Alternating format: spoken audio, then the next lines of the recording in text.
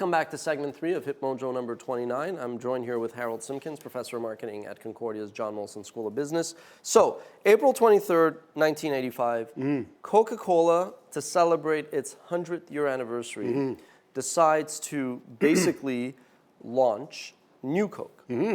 So take us through that, the thinking, the launch, the aftermath. Was it a mistake? Was it not a mistake? Who got the last laugh? And maybe the biggest failure and the biggest success in marketing history. Probably both. How so? The story goes that in the soft drink market, today it's still the case, but back then it was even more so, your two leading players, Coke and Pepsi, tasted so similar to each other that the advertising didn't talk about the product, it talked about the brand. And that's the way the industry was, and that was conventional wisdom, that's the way it was always going to be. But what Pepsi had been doing over a period of time was improving the taste of their product relative to Coke. So they got to a point where in blind taste tests, the majority of Coke drinkers preferred the taste of Pepsi. And then they advertised that. And Pepsi's market share started to escalate. And I don't know if Pepsi ever overtook Coke as the number one soft drink in the States, but it came close. Coke then reformulated its product so that in blind taste tests, it tasted better than Pepsi. So now the decision came as to, okay, what do we do? Do we just advertise now that we taste better than Pepsi? As a number one brand, you don't really want to identify your competitors. You probably notice with competitive advertising, it's usually the number 2 or number 3 brand that identifies the competition. Do we talk about new and improve? Why don't we just shake things up completely and discontinue Coca-Cola as we know it in the red and white can and introduce new Coke? And this is the 100th anniversary, and this is big, big, big news. And it really was headline news. So they did it. And they started losing users more quickly than ever before. And I remember seeing men on the street and women on the street interviews, and especially in the States, and people saying, this stuff tastes horrible. And you know, other people saying, you know, everything's changing. You know, the world is changing. You know, it used to be my boss was a man, now my boss is a woman, back in the day, right? But at least one thing I could always rely on was coming home, opening the fridge, my Coke would be there. And now they've gone and changed that. And by the way, they've made it worse. It was interesting. In blind taste tests, new Coke was rated number 1, Pepsi number 2, old Coke number 3. But when people were shown the brand, Pepsi was rated, old Coke was number 1, Pepsi number 2, new Coke number 3. So the only difference was people knowing what the brand is. And so what we saw there was a really strong brand attachment, and there's all kinds of brain scanning research that's gone on since, that when people see brands they like Coke, there's certain parts of their brains kind of get excited. Coke made a momentous decision in a crisis situation, which was, we'll bring back the old Coke and call it Coke Classic. What looked like a horrible mistake now turned into a piece of genius marketing. Because, you know, one of the big battles with soft drink marketing is the battle for shelf space. So now they had the new Coke, the Coke Classic, fighting Pepsi. So they had 2 brands now fighting Pepsi. So in some stores, they actually doubled their shelf space. And their sales grew like they'd never grown before.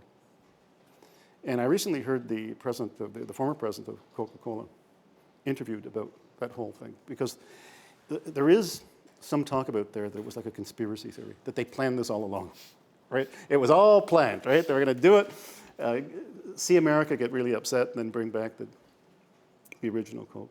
And he said, you know, we weren't that stupid, and we weren't that smart. and it's an example of them kind of being stupid, then being smart, and recovering from what seemed to be a disaster. It's funny because when the Cuban-American CEO, Robert Goizueta, retired, he went down along with Jack Welch as one of the greatest managers. Yes. And this was on his watch. And when you read the quote, when I was researching this, he remained as, ballsy as ever, he was like, no, this was not a mistake. We succeeded. It was a big success. Yeah. And you're right. In the end, I think it helped them more than anything else. How much of that sort of impacts the fact that Coca-Cola was this sort of grand, icon of Americana, and how much of it was the product itself? Because Oh, it's the brand. It's as I was trying to show with the taste tests, even though the product tasted demonstrably better than the old product and than Pepsi, when the brands were shown, when the actual cans were shown, people saw the new product as tasting worse than the other two. Last question. So nowadays, with each year, I think you have Interbrand. They come out with their list of top brands, and you've seen now the companies zooming to the top: Apple, Google, and that's not surprising. I mean, Apple is the most valuable company in the world. But how does the internet and social media and all this stuff, how does this really change the branding challenge? Does it really make it easier because you got the internet as this new media? Does it make it harder because there's so much more clutter? You must, for sure, your class curriculum is not the same that it was, forget 10 years ago, even 5 years ago. So let's say if I were to come to you and say, I have this problem, how does the playbook change? Or do you even not have a playbook? Well, there's no playbook because by the time you write the playbook, it's obsolete. Social networking is how old? 3 years old? In the context of marketing, there were the old chat rooms and MSN and all that stuff, but in the context that we know it now, it's not that. No, social media is relative. I would say, 3, 4, 5 years that agencies use it internally. So on one hand, and the promise of the internet was targeted advertising and being able to measure ROI, right? Because you could track people's behavior. Hasn't worked out that way. And the answer is sort of. It hasn't worked out the way I think a lot of people, let's say 10, 15 years ago, no, not 10, 15, 5, 10 years ago, thought it would work out. We're dealing with enormously fragmented audiences. So the one thing that online still has a challenge doing is bringing in big numbers. We know for sure the Super Bowl is going to get you 100 million pairs of US eyeballs. So that's one thing. A second thing is you kind of lose control of the message. And you can lose control of what's being said about you. And managing that has become a challenge.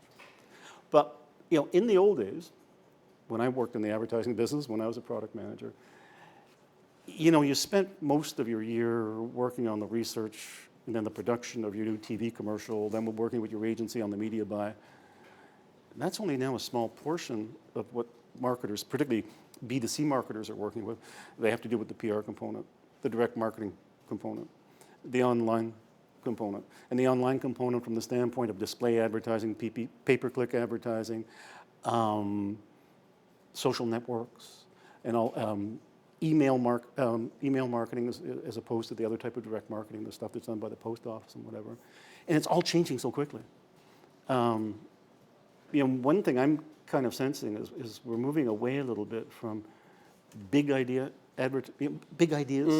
to run a campaign for a year or 2 or 3 to a whole bunch of smaller ideas. Knee-jerk reactions. But you just change them frequently. We'll take the great viral campaign, The Man Your Man Could Smell Like, for Old Spice by P&G. What did that campaign say? What was the message? With Axe, we know the messages. Yeah. You're a nerdy young guy, spray some Axe on. I think to me it was the equivalent of the Oldsmobile. It's not your uncle's or father's Oldsmobile. That Old Spice isn't your... Yeah. But it didn't say anything about the product. No, but it helped sales. I wrote an article where I was going to say, look, in the end it didn't move the needle, but it actually did. Yes. It did. I don't know if it's a long-term effect or short-term. But then the question becomes, I think that's more of a tactical campaign than a strategic campaign, so what do you follow it up with? And I haven't seen anything anywhere near as powerful that they've Okay, so I lied. This is the last question because you hit on something. This whole idea of niche marketing, narrow band targeting. Are we going down the wrong path as marketers that, we always talk about this, mass media is old television wrong, but the biggest advertisers like Procter & Gamble, they don't really care about targeting. They want everybody buys soap, let's say. So they, is niche an oasis? Is targeting, yes. Is it? Love them or hate them, you got to respect P&G.